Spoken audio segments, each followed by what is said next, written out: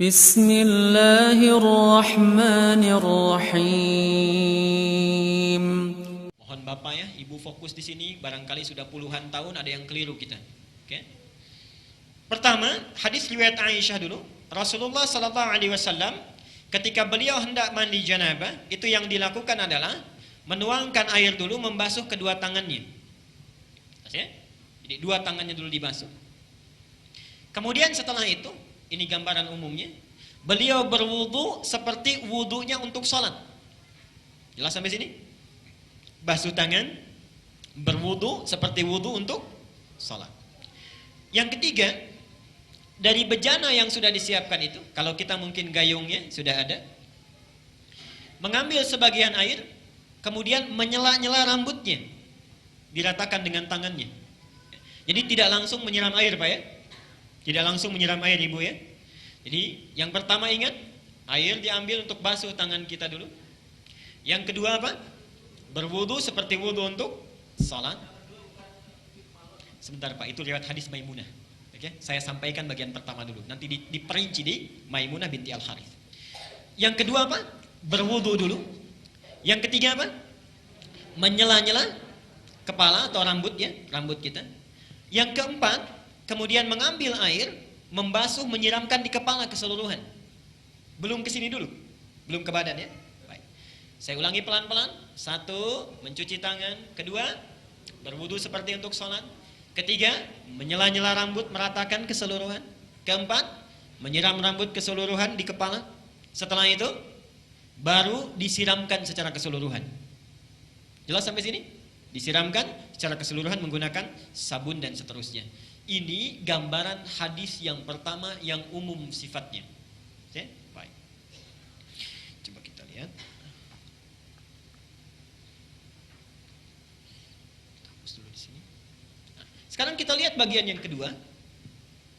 Ini riwayat siapa tadi? Aisyah radhiyallahu anha.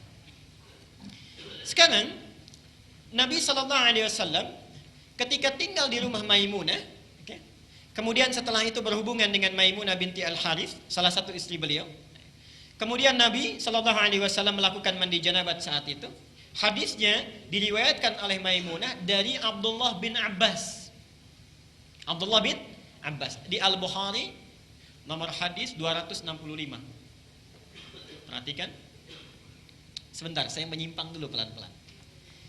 Ibu masih ingat Bapak kisah Ibnu Abbas itu? Anaknya usia berapa tahun? Baik. Silahkan cek pertemuan kita yang lalu, hadis Abu Daud nomor hadis 1365 itu ya.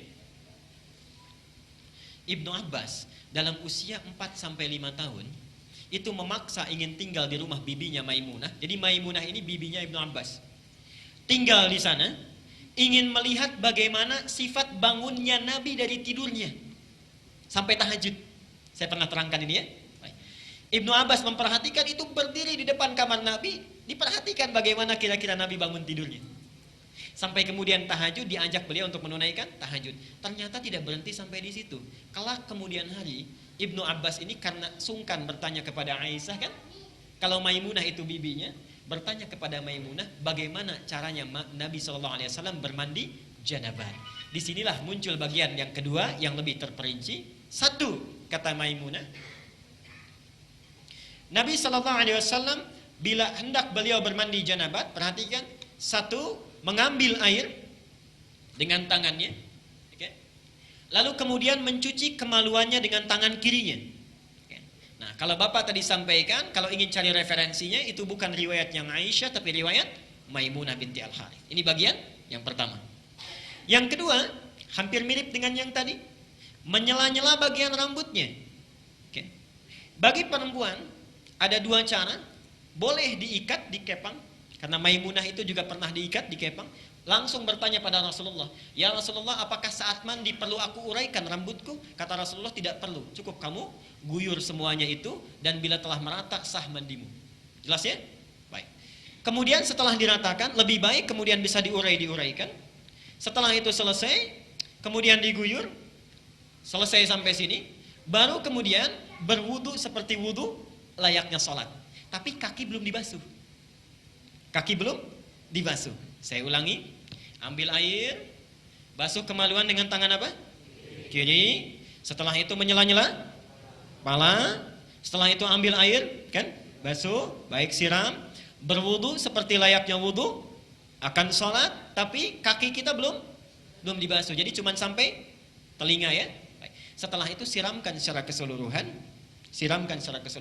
Terakhir setelah selesai baru cuci kaki. Jelas sampai sini?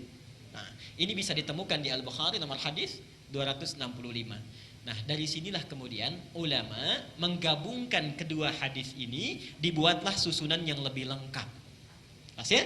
Baik, jadi dari yang pertama kalau kita gabungkan dua hadis ini, pertama mengambil air, cuci tangan dulu, riwayat Aisyahnya.